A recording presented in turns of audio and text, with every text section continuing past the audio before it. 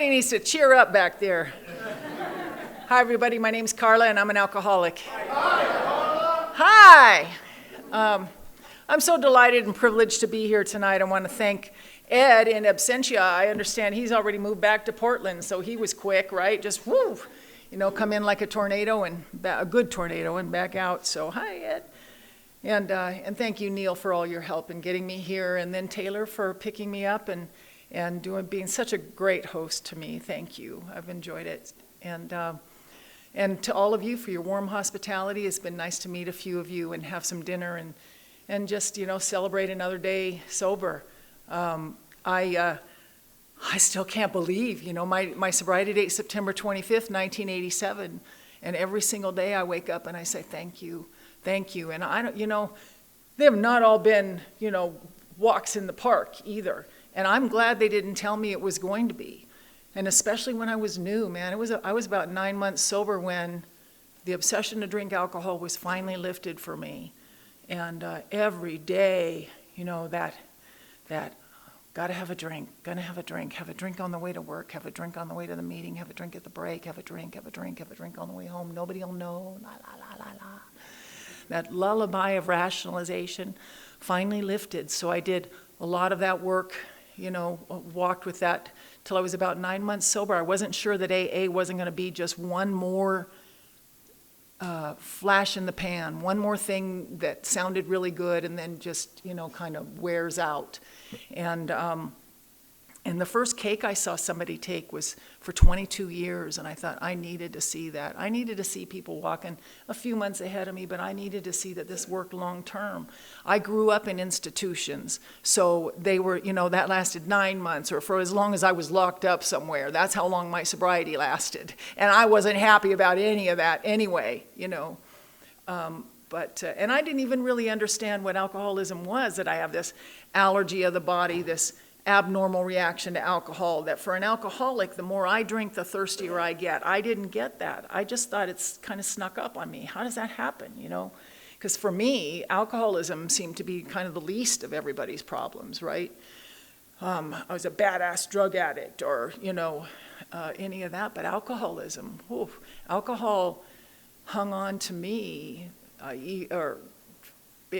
couldn't let go without help. I just couldn't. And so really glad to be here and just here to tell you, if you're new, that it works. It really does. It's just not always going to be comfortable, and that's what the rest of us are here for. Just to encourage you to say, the discomfort doesn't last forever, but there's going to be some. And that's the grow zone. Still, all these years later, it's the grow zone, is little discomfort. And today, I know how to welcome it. I know how to sit with it, make room for it, and keep going. So, glad to be here, and I hope that you'll come and learn what we've learned and so far and sit with us. And most of all, I used to hear them say, let us love you till you can love yourself. And I thought, okay, that's nice. And then I heard somebody say, let us love you till you can love someone else. And I thought, oh, that's even better. Because when I'm loving you, I get to experience love regardless of whether you love me, right? I don't have to chase you around or try to please you or figure you out, I'm just, if I love you, I'm good. So, I don't know why I'm an alcoholic. I would have told you when I got here it was my crazy, dark, dramatic, violent, perverted family that made me an alcoholic. If you had my family, you drink too. I'm one of those people that comes from one of those families. But I paid attention, when I got to AA, and I found people that had charmed childhoods. People like my husband, who some of you met a couple years ago at Winterfest, Like that guy, he comes from a family where he was the only boy. He had 4 sisters. They loved him, and they all grew up singing together and supporting each other. Somebody would get hurt, and they'd all love him and stuff, Still, after we've had a little bit of a family event like dinner or something, I come away with a little bit of a sugar headache. You know what I mean? It's just so sweet. And my family, we loved each other, but it was when the crap hit the fan, it was every man for himself. You know what I mean? So it was violent and it was sick. It was just, we weren't a well family. So, but he sits right next to me in meetings of Alcoholics Anonymous. Why? Because alcohol did exactly foreign to him what it did foreign to me. And our big book says that any description of alcoholism that leaves out this physical factor is incomplete. You know, they had the spirituality. Spirituality's been around for thousands of years. Dr. Bob had spirituality up his, you know, to his ears. But when Bill came to visit him and talked about what happened when he drank, and the fact that it did so much for him, that even when he wasn't drinking, it was all he could think about. Oh my God, obsession, allergy, together provided handcuffs that I could not get out of on my own. And so I'm glad I know what I have. And if Just Don't Drink would have worked, you'd have a different speaker tonight. Because, of course, by the time that we get there to that place where I'm either drinking or thinking about drinking, then I can't spring it alone. I can't stop. I can't stop because that lullaby of rationalization just stays with me. And whether it's hours, and at the end, it was, you know, come to in the morning and then say, oh, I've got to stop this. And, you know, in an hour, I'm like ordering a drink because that's the only thing that would work. So I left home at an early age. And even though I jumped from the frying pan into the fire for a while, I still believe it was for me to leave home, but I ended up in some pretty dark places. And by the time I was 14, I ended up in a place called North Beach in the San Francisco area, learning how to turn tricks to make a living. And I'm not against sex. I'm not even against sex for money if that's working for people. It just wasn't on my list of things I wanted to be when I grew up, you know. Like if you had asked me a couple of years before, I would have told you I wanted to be the first woman to run a 4-minute mile, or the first woman president, or the first woman Major League Baseball player. That's who I wanted to be. And, you know, listening to the whispers of alcohol, I ended up in a very, very different place. And my alcoholic life seemed the only normal one. And I started getting locked up and spent time in juvenile hall and then placement. You might as well have stamped it on my forehead, waiting for placement, waiting for placement. I ended up in a mental hospital for a year. I was supposed to be there for 2 weeks. And you know, I just sort of made myself at home and moved in. And doing the Thorazine shuffle and, you know, all that stuff back in the 70s, you know. And if you don't want to get bored in the nut house, you got to get busy. And one of my favorite ways to be busy was the boys. I loved all the boys, but my favorites were those sexy, smoldering types, you know, the kind. They just sit back there and simmer, you know. You just never really knew when they were going to blow. And I love those guys. Oh, my God. But the trouble with guys like that is that they eventually blow, and then they get hauled off back to YA, you know, which is junior prison, right? Prison for kids. And like my first boyfriend in the nut house got hauled away for throwing a big chair through the big plate glass window of the boys' unit, and my next boyfriend got hauled off for throwing a nurse through the big plate glass window of the boys' unit. So that was progressive too. And And I don't know about you, but I've always thought I should have a soundtrack to my life. You know, music playing in the background of all this drama going on, right? Isn't music kind of the background of our lives anyway? But I mean, you know, I took it to the, like maybe one day Bob Dylan singing a ballad, you know, just going on in my head, like Tangled Up in Blue. And maybe another day just a mariachi band and a Mexican fiesta, you know, just party.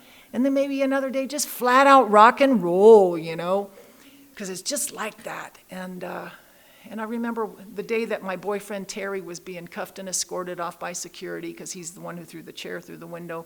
He's off and he's going, and I was sitting outside on the smoke break bench watching him go. And, you know, I was devastated. I was crushed. I mean, this had been a real relationship, you know, 2 or 3 weeks or something, you know, and nut house love is pretty intense. And I was smoking my tragic cigarettes and channeling Greta Garbo and hearing Diana Ross singing at top decibel from the music room, "Touch Me in the Morning," then just walk away. Oh, it hurt so good. And I love that Bill addresses this kind of thinking, you know, and we do change our thinking as we recover. Our big book promises that our thinking will change when it's cleared of wrong motives. And when we practice some meditation and 10 steps, you know, I do a much better 10 step when I'm doing 11, and I do a much better 11 when I'm doing 10, when I'm clear. You know, my thinking does get better. We come to rely on it. We come to rely on our intuition. You couldn't have said that to me, you know, about me when I was young. And I wasn't even practicing, I wasn't even trying. I knew about it. I had had a relationship early on when I was young, believing in some power greater than myself. I believed that there was some great spirit that ran in and around and through us. But by the time I was 15, it was barely intellectual, and it was like I thought, I knew it was good for somebody, but I couldn't make contact myself. And everything I put into my body trying to access that power were the very things that were blocking me. And it wasn't until I got sober that then, now it's only me blocking me, and we have steps for that. But it can be done, and so our thinking does improve. But back then it was just bad, and everything I did seemed to backfire on me. And I ended up running away from all of those places, a mental hospital, rehab, and the state hospital, juvenile hall in between, and then finally a girls' home. And I went out the second-story window of that place too, and hooked up with a boyfriend from a rehab. And I know that some of you can identify with that. That's where they keep a lot of the partners, right, in rehab. And we hit the rowdy road for the road of happy destiny, and we just became those kind of drunks that sleep by the side of the road and called it camping. You know, we just we thought we were on a spiritual quest, and we were hobos really, and we ended up pitching a tent in the mountains in southern Oregon and living there till the rains came, and then found this. Were invited to live by our spiritual advisor who lived up the hill in the plastic tent. There was this old log cabin way up on top of a mountain. Used to be a mining claim, had no roof. It was on BLM land, you know, and had no roof, so we threw a plastic tarp over the top, called it a skylight, and then the baby came. And I thought having this little girl was going to change the way I drank, you know. I had had enough therapy to know that you got to break the cycle of parenting. You got to become the parent you never had. You got to do it differently. By this time, I'm getting my clothes and shoes and the necessities of life out of a box behind a store in town, and I think I'm going to be a better parent than the ones I had, you know, because I was delusional. And my daughter got in the way of one of our fights when she was about 10 months old. I had to take her up the road where it's got to be better somewhere else. And I was, you know, of the mind that as long as I kept moving, I kept thinking there was hope. And so my first legitimate work was in the bar business, and it never occurred to me not to drink on the job. Why else would you have that job? It just seemed to me to be cosmically efficient, you know. And so I drugged that kid over 3 states, and we ended up down in Southern California, and I was renting a room for my aunt in Covina. And my daughter was almost 4 years old, and I had gotten a job about 30 miles away in Hollywood tending bar. Great job. Any healthy person could have made a great living doing what I was doing. Great boss, great people, great money, you know, could have been great. But me, I'm the common denominator. And so my aunt would watch my daughter while I would take off for work, and I'd leave her in the afternoon and I'd take off for Hollywood, and I'd get thirsty on the way, so I'd stop at the bar on the way to the bar. You know how we do. And I'd have a couple of shots of Cuervo and a couple of Bud Backs, you know, 2 drinks in alcoholic math. And then get up off the bar stool and head on out to Hollywood and go do my shift, you know, drink with everybody till the wee hours of the morning and start all over again in the morning and the next day. And I did that for months like clockwork until one afternoon I kissed my girl goodbye like I had been doing, and took off for Hollywood and got thirsty on the way, stopped at the same bar on the way to the bar. And to this day, I don't know what was different on that day from the day before except for 24 hours, because I didn't hate the job I was going to, and I didn't love my daughter any less on that day than I love her today. There was no drama or trauma or no fear or no unhappiness about needing to go to that job and not wanting to. I love that job. You know, but it wasn't enough to overcome the phenomenon of craving that happens once I start to drink. And for whatever reason, that was the day. That was the day that I could no longer have my drinks and get up and drive out to Hollywood and go do my shift. I was 24 years old. And nor was the knowledge that my little girl was waiting at home for her mommy so that we could play a little bit when I got home late. and then go to sleep and wake up in the morning and do it again for a little while, and then Mom, get up and go to work.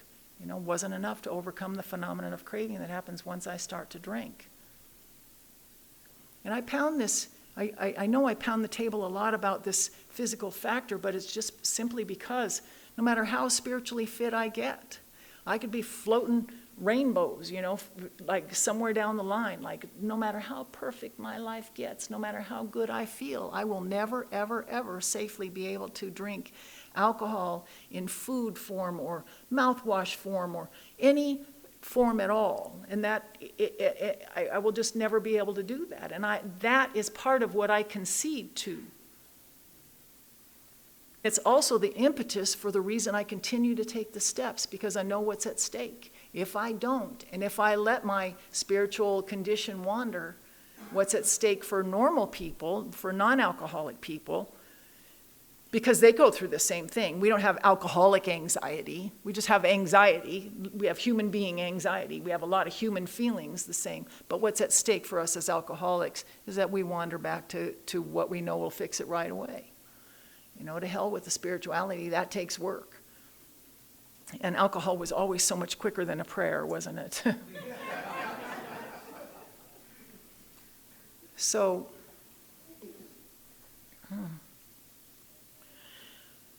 I sat on that bar stool and I drank those drinks, and I lost the kid and I lost the job that day. And I lived off the kindness of strangers there in that little area until I fell into another job in another dive bar. And for 4.5 years, every day I came to her, I woke up and I knew that my daughter was better off where she was. She wasn't with me. And my heart would break every single day, and I still couldn't stop drinking. It wasn't enough. It just wasn't enough.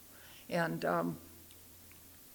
I ended up meeting and marrying my drinking partner at another bar, right about the time we should have split up.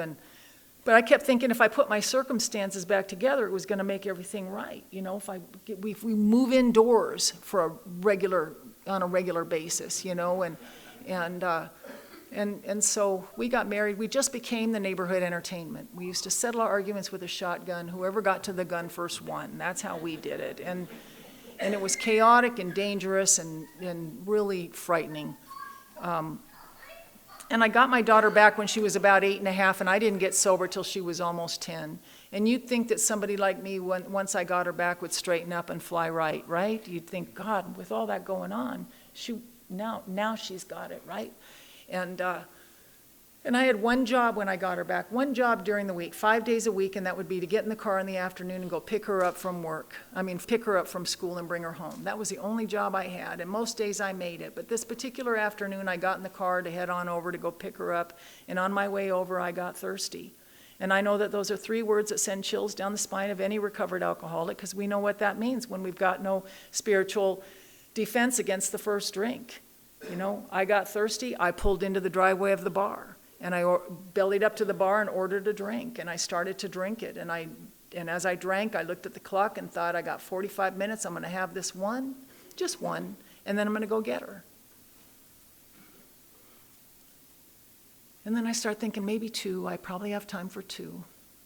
And then as I'm drinking the second one, I think 3 at the most. I'm going to have 3, and then I'm going to go get her.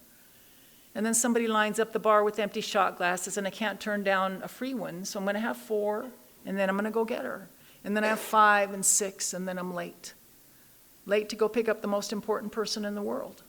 Again. And now I'm drunk, and I'm in the car, and I'm driving over to her school to go pick her up. And here's, the point I'm trying to make is that it wasn't all the time, always the times that I set out to get drunk. I come in here when I was new and a little bit, full of ego,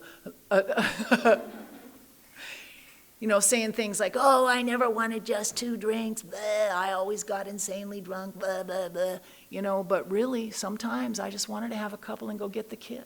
Just have a couple and go finish my shift. Just have a couple and get to work. Just have a couple and go do what I need to do. Why can't I do that? I see people do it all the time. Why can't I do that? So I'm driving to her school, and I'm drunk, and I have to go into the front office to get her because that's where they keep the kids whose parents can't get there in time. And as I go walking into the office, the best defense is an offense, so I'm mad at the staff now because I'm late. And I go walking into the office, storming into the office, and I trip over my own feet as I go into the office of where my daughter attends school, and I trip over my own feet, and I go rolling across the floor. And as I went rolling across the floor of the office where my daughter attends school, I caught a glimpse of her face and the look in her eye as she watched her mother go rolling across the floor. And I felt that sense of powerlessness, not the kind of powerlessness like, oh my God, I have got to do something about this. But the kind of powerlessness like, oh my God, I am never going to change. I'm never going to change. I am always going to be like this. So the best thing I could do was to get up, best I could, grab her hand and get out to the car before somebody called the police like they were threatening to do. And that kind of thing happened over and over and over again for the next little over a year. Until finally, one Saturday afternoon, my husband and my daughter and I are living in this tiny little apartment. How we were still together with my husband, I have no idea. We were just hanging on by a thread. It's Saturday afternoon, and the gun's out, and the neighbors are watching, and the cops are there, and the kids scared to death standing in the corner, and none of us meant to do that. None of us started the day out saying, let's do this. We all thought, if everybody will be cool, we'll all be all right. But then we drink, or I drink, or he drinks, and if he hadn't, I wouldn't, and if it just goes there. So the cops leave, they take the gun, the husband left for the last time, and it's me and the kid and the booze, and I still couldn't stop drinking. And here's where a hard drinker might take a look at their life and say, I'm really tired of this. A hard drinker can change for a good reason. A hard drinker might even need to go to detox for a week or two to help, get his health back. But then they go back to work, have a story to tell if somebody asked them, and they move on with their life. That's a hard drinker. Me as an alcoholic, what I did was I just pulled the booze closer to the couch so I didn't have to keep getting up to get another drink. Because I drank through my circumstances. I drank through drug addiction, and I drank through homelessness, and I drank through the loss of my daughter, and I was getting ready to do it again. Standing on the precipice, and my first sponsor told me if I wanted to effect a conscious contact with a power greater than myself, I might start by counting the coincidences that happen in my life. Those situations that seem to fall together for the good of everyone without me having my hands on it, coincidences. And I like that idea. And the first one I could count was that I had moved in next door to a woman who had 5 years of sobriety in AA. And she had seen and heard that whole deal go down, and she came over a couple days later and brought me a big book and a 12 and 12, and she just sat on my couch and she told me her story. And she didn't talk about me or what she saw or point her finger or talk about how nasty I had been. She talked about her and her drinking, and in her story I heard me and mine. And I thought about the times that as she was talking about the times I'd run into her in the parking lot or in the laundry room, and she hadn't been drinking then either. And what impressed me more about that was it didn't seem to bother her that she wasn't drinking, and that got my attention. I didn't know how you do that. All I knew is that when I had no booze and I had no steps or fellowship or God of my understanding, I felt like you stripped the coating off my wires. I felt oversensitive and underloved, and I didn't know what you meant by that or why you looked at me that way. And my self-centered head would close in on me from there. So much so that even though I knew a little bit about booze by that time, I knew I couldn't ever guarantee if I was going to have 2 or 22. I knew that. I knew that the window of relief had gotten really, really small, 20 good minutes. I also knew that I no longer had to invite trouble into my life. It just seemed to come to visit unsolicited, right? You just open the front door and there it is. So I didn't know how her 12 little thinly veiled Sunday school sentences were going to have any effect on me in the face of what I'd become. They just seemed a little weak, like maybe I'd tried them all before. Because after all, everything that I came with, everything that I was born with is still going to be here. But I got to find a new solution. It's not that the stuff I was born with is alcoholism. It's the way I started to deal with it that created alcoholism. I had to have having alcoholism, I can't have alcohol as my solution. I got to have another way. And this way is slow sometimes. And it's messy sometimes. And it's uncomfortable. And I don't always look good. Hardly ever look good when I'm going through something like that. Sometimes dignity and grace go right out the window, So I didn't get sober that day. It was about a week and a half later. I just didn't go back and buy any more booze. And my daughter was away for a week or so, And I just sat in that little apartment. There was no more treatment left for me. People had been trying to help me all my life. And there comes a time, and I believe at least it happened for me, that it had to come from the inside. I couldn't do it for somebody else. It had to come from the inside. I had to ask how from inside. And that weekend I sat in my little apartment and I didn't go anywhere, and I got sick. I shook it out and into Monday and into Tuesday, and by Tuesday afternoon I was stark raving sober and found myself back on my neighbor's doorstep. Just one more little wormhole of grace shot me right over to her doorstep, and I cooperated with it, and that's the thing, is that we might hear the call or have the, moment of clarity or whatever, but if I don't do anything about it, it just becomes a moment that passed. And I found that a lot of times early on especially, and even still now sometimes, that a lot of the new actions I took were like holding my nose and closing my eyes and jumping. Okay. And when she told me to go up to Sierra Madre and go up to this meeting, gave me the address, and I found myself doing it. She said, not that there'll be any big question, but when they ask for newcomers, tell them that you're new. And so I went back, and I went up there, and I sat way back by the open door and the exit sign just in case. And I heard a lot of that pre-meeting chatter, that joy, that joyful helpfulness that we hear, before meetings. How you doing? How's that 4th step coming? Did you get a big book yet? Do you have a sponsor? Do you need a ride home? Would you like a cup of coffee? All those things, right? And then I heard somebody say, hey, Joe, how's your lawn? And I thought, what? And I was kind of moved by that. I thought, oh my God, could my life ever be so elegant and simple as to be concerned about a lawn? Like up till then it had been so much about hustling and scraping and holding on.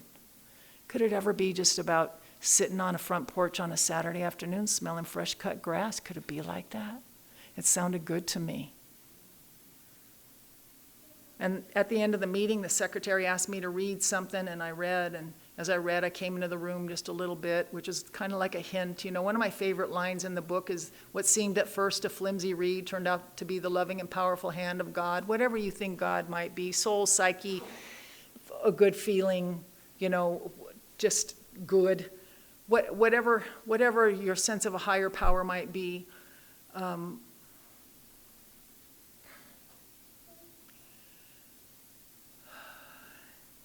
And I found myself not thinking about myself for just a few minutes, just like when I say yes to anything else you ask me to do. Will you lead? Will you read? Will you give that person a ride? When I'm doing that, when I'm stacking chairs or pouring coffee, I'm not thinking about me. What seemed at first a flimsy reed, all these flimsy reeds. My whole sobriety is based on a foundation of flimsy reed after flimsy reed, and cups of coffee and rides and phone calls and steps, and sometimes, and especially early on, it felt to me kind of like I was supposed to be taking the steps just to keep me busy, so whatever this power is could slide in, just like get my attention off of that for a minute, just stop thinking about yourself. And over time it's become a kind of a nice blend of footwork. I got to do some footwork. I can't just sit around and wait for God or whatever this thing is. Oh, let God do it. I don't think God wants my jealousy to be removed today. I don't think God wants my laziness to be removed. No. Waiting for God to do it. No, so I have a responsibility in my own sobriety. Anyway, I got a sponsor and I took the steps, and I had to drink one more time at 89 days, and then I got to stay. And thank God, my sponsor, I took a drink and had to finish that drunk for like 24 hours or something. And when I called my sponsor, she didn't say, oh, too bad, you had your chance. She came over, picked me up, and took me to the big book study. And they didn't say, oh, too bad, you had your chance. Somehow you sit in the back row, or you sit in the step 2 row, or the bad girl row. They said, hey, you want to come up and make coffee on Tuesday with us? And I thought, dang, somebody thinks that I'm going to be here on Tuesday. And I came on the days in between, And I had to stay very close to you guys. I had to. And until the steps could take root inside me. And now, all these years later, when the meeting doors close behind me, I walk free in the world as well. That's what this is for. AA is a means, not an end. and tethered to Alcoholics Anonymous, I get to be a citizen of the world again, a contributing citizen, a responsible citizen.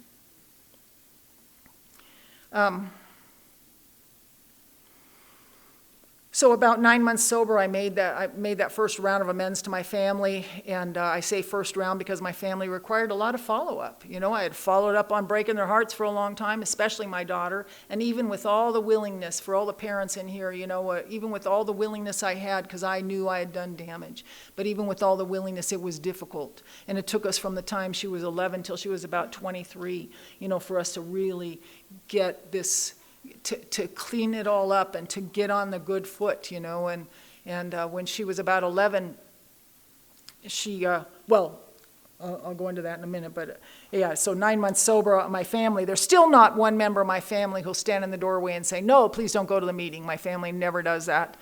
And nor does my family ever have to worry about where I am or don't I love them or why can't they find me. That doesn't happen either. I'm the matriarch of our family. I get the family together for the events, you know, and my dad and I have a good relationship. He doesn't have to sit up nights anymore watching the news to make sure his daughter's name isn't on the list of the victims of the serial killers of the day anymore. He sleeps well and he knows why.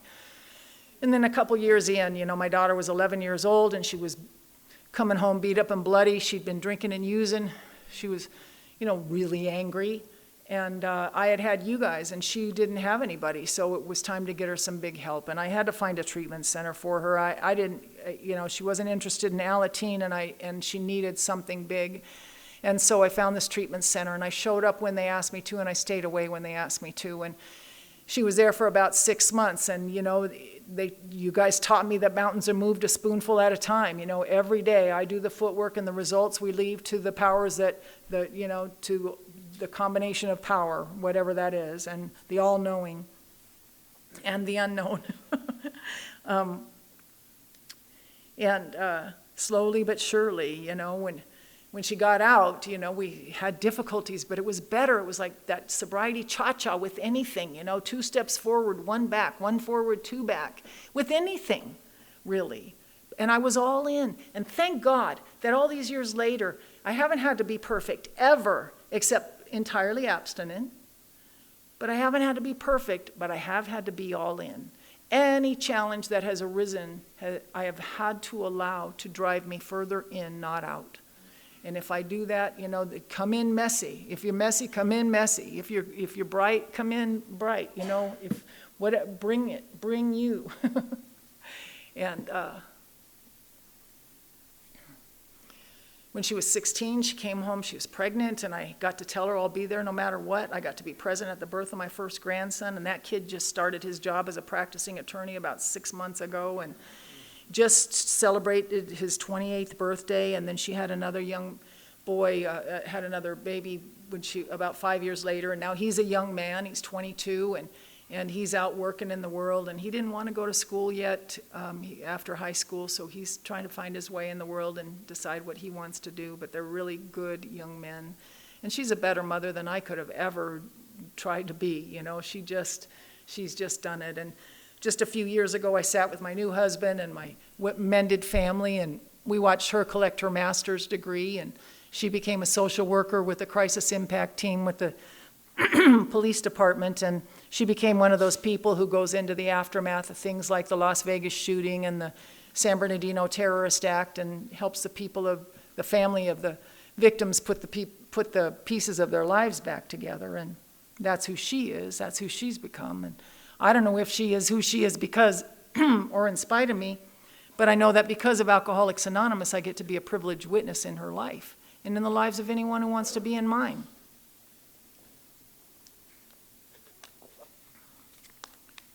When I was 5 years sober, I was raped by an intruder who came into my apartment in the middle of the night. He crawled in through the kitchen window. He had a knife.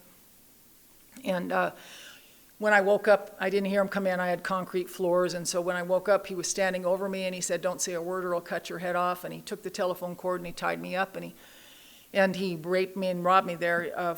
He was there in my room for a few hours. And I was a bit surprised because, after all, I was working 12 golden steps. And had to come around and realize, this happens to people. I mean, it happened to me certainly a lot before I got sober, but wait. And, quick wake-up call.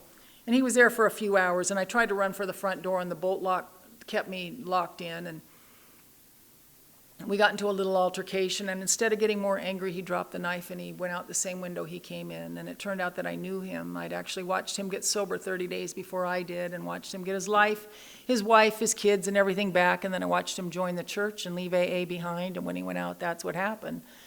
And what I chose to learn from that is that, well, the big book tells us to be quick to see where religious people are right, to make use of what they offer. Man, avail yourself. I do. I love finding the connection between any spiritual practice I come across. Science, spirit, all of it. It's, if God is everything, what part of that is not God? So, but what I learned in Alcoholics Anonymous is that I am not one of those people who can go home after a Sunday sermon and have a glass of wine. I come here and I remember who and what I am, what I have there, and then I can go out there and practice whatever I want. Some people like one. I have a main, but I have some others. And it's not like we have any better or bigger spiritual principles than anybody else. We have the same ones they do.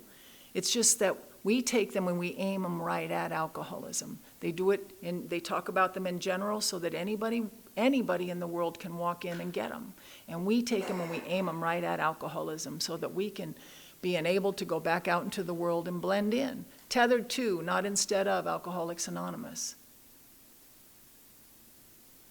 And I just think, it just seems that somewhere along the line he forgot that. And I have seen my friends forget that at 12 years of sobriety and 25 years of sobriety and 40 years of sobriety, that first half of the first step. And I'm still talking about it 35 years later. It's crucial. Our big book spends 51 pages talking about it, so I think it's pretty important. Anyway, there was a trial that followed, and as part of the defense, they had a lot of the guys I'd known years before get up and testify as to who I used to be. And kind of like a big public fifth step. So I had to get a character witness for me, and by that time I was working at a big fancy investment firm downtown LA, a place I never would have walked in the front doors of years before. I would have had no business being there. And yet now, class by class and task by task, I'm walking the halls right alongside some very accomplished people, undetected.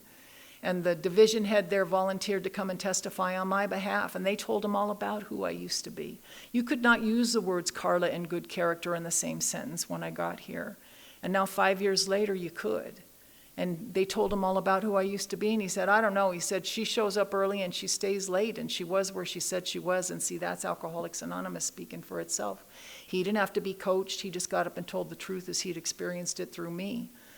And then it was my turn to testify, and my sponsor and I had been talking about needing to forgive this guy. That's the first thing she said to me. She said,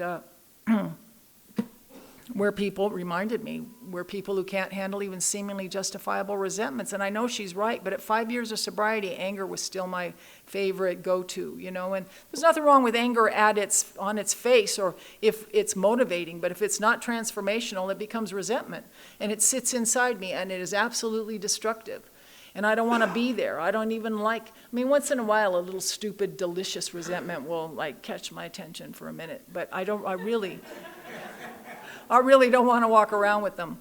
But the guy had scared me, and so the 7-step prayer became my mantra for a while. And I'm not really a nugget prayer sayer, but that prayer got me from point A to point B every day until I didn't need it anymore for that. It got me from the bed to the coffee pot and the coffee pot to the shower, and just helped me pay attention and to what I was supposed to be doing. And so I'm sitting in the witness stand, and I look out and I see him sitting at the defense table, and I realize that's a place where I've sat before, and I'm thinking about page 67 in the big book paragraph, though they disturbed us, though their symptoms disturb us, and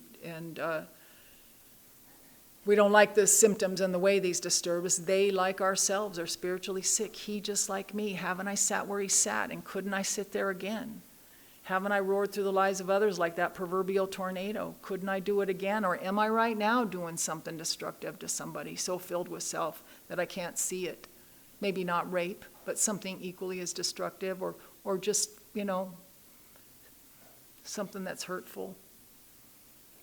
But the playing field got leveled again, And those principles there in my 10 steps, in my current, continuing inventories, haven't I, couldn't I, or am I, slows me down. The minute I'm getting ready to judge you for something, haven't I, couldn't I, or am I?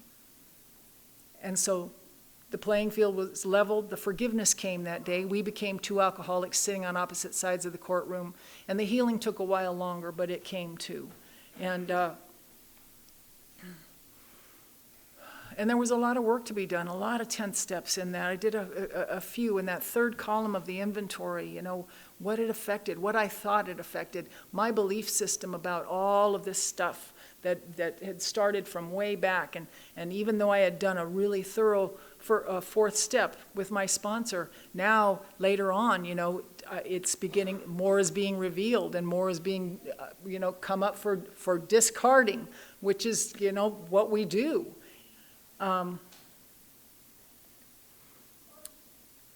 So he was sentenced to 20 years, and he did 12, and he did 3, and then as far as I know, he wasn't able to stay out of prison, but I know it works in prison. I've had the privilege of carrying the message into every place I was ever locked up, and then there was a men's prison I was going to for a little while with friends, and then the men and women's county jails, and wherever it's worked, it works, whatever spiritual principles, but, we don't claim to have the market cornered on spiritual awakenings, but in case you're not having one, try ours. Just in case, we don't want to argue the point, but if you're not, try ours. The detective who worked the case came to me after it was over, and he said, I don't know who you were back then, I'm not even sure I want to know, but whatever it is you're doing now, keep doing it because it seems to be working. And that's Alcoholics Anonymous speaking for itself. And we didn't know it at the time, and I'm glad we didn't until after the trial was over, but the judge had been a long, sober, recovered alcoholic, and the court reporter was the Al-Anon mother of a woman in my home group. So the 12-step fairies had thoroughly dusted the room, before we got there. And my sponsor came to that trial, and my father came, and my friends came, and people from my home group came, and so I didn't have to go through it alone if I didn't want to. And that was the first 6 years of my sobriety. Right after that, my dad got cancer and asked me to walk through that with him, and it wasn't that cool, but there was a cool moment in all of that, and that's when I took him in on the day of his surgery.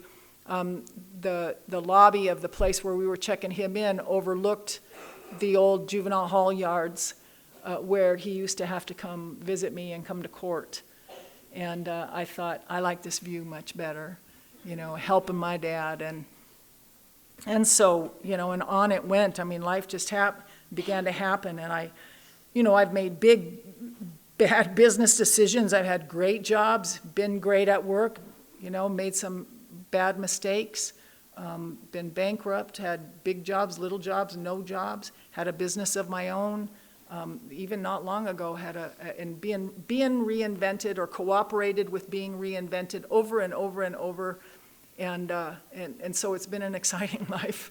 And had a little business, and then the pandemic came, and so that shut down, and then on to something else. And I was playing with this art. I was playing with art, kind of like a hobby during this time of being, isolated and stuff. And all of a sudden now I'm working furiously on packing up multiple pieces now to drive them across the country to deliver them to people who wanted to buy them, which, we were talking about the chrysalis and the butterfly. The butterfly or the caterpillar does not give permission for the chrysalis to overcome him. He just goes, what the?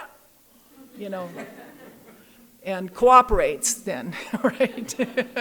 And can't really have the outside help or it will kill him. Just the encouragement, just walking alongside, just saying, yep, we can do it.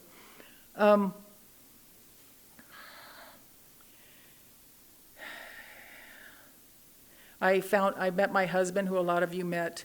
I was 21 years sober, when we finally got together. So hang in there, if it's...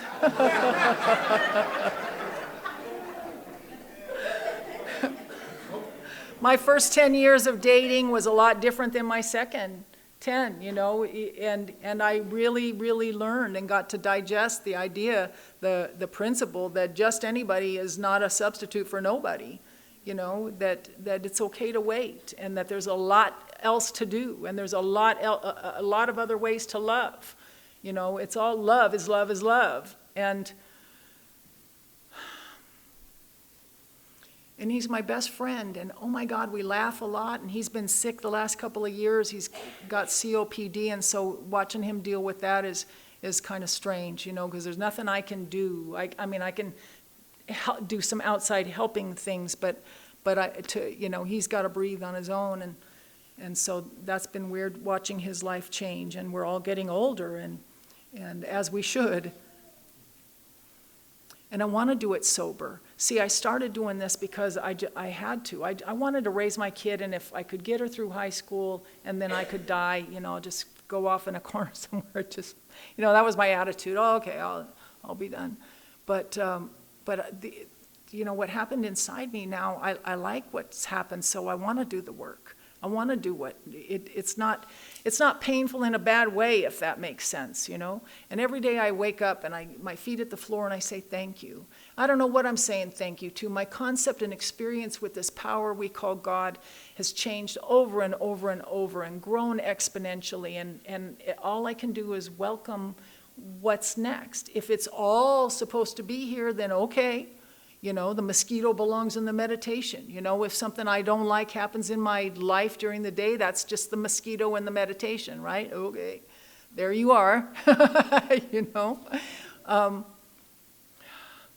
But step 11 is a step. It's not extra credit, as my friend says. So taking the time, and even if I only ever did what it tells us to do on pages 84 through 88 for steps 10 and 11 every day. Don't forget 84 and 85. It's how we do a better 11, and 11 is how we do a better 10.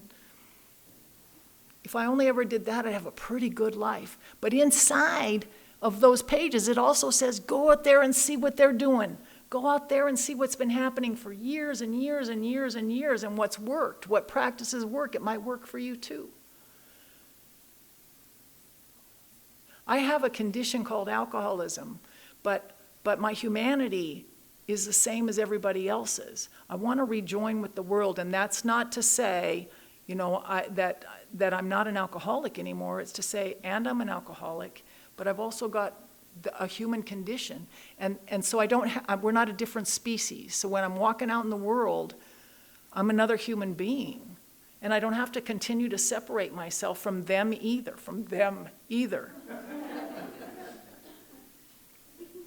So I look for those similarities as well. But I've got to be firmly based in what's at stake for me if I don't. Because if it ever gets so uncomfortable that I forget what I am, then I'm in trouble.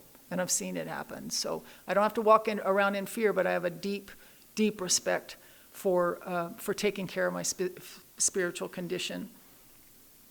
And then I share it, So I come to trust the process in steps 1 through 9, continue it in 10, grow it in 11, and share it in 12, inside and outside the rooms. My sponsor gave me this prayer a couple of years ago, several years ago now, and she says I remembered it wrong, so I guess there are two now. but I like mine, and she said, ask God to grant you the heart of a grateful servant. And when I say that prayer, I feel good. It makes me feel joyful. And meditation doesn't create colors shooting out my ears, or, some days have some pretty cool experiences. But what it does is it readies me to walk out in the world and be more responsive than reactive, more useful than isolating and defensive. It just gets me ready. Because after all, isn't the whole point of this to become of maximum service to those about us? And in doing so, I've got to be free of resentment. I've got to be free of the stuff that blocks me from this spirit and blocks me from you. So if you're new, I hope you'll come in, get uncomfortable with us, let us know, and start taking the new actions, because it does get different, it does get better. And for me, I've got to say, in my humble opinion, or not so humble sometimes, it works, it really does. Thanks.